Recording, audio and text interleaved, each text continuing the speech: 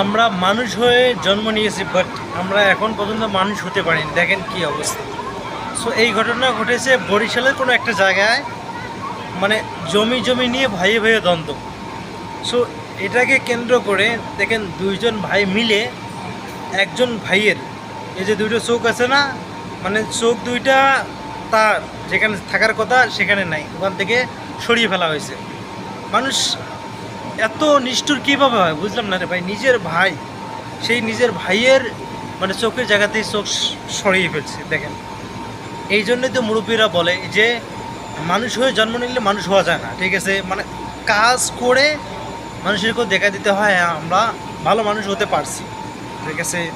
মনে করেন আমরা ভালো মানুষ হতে না পারার কারণেই দেখেন আজকে কী অবস্থা। এটা কোনো কথা হলে রে ভাই, ভাই দ্বন্দ্ব নিয়ে এই অবস্থা।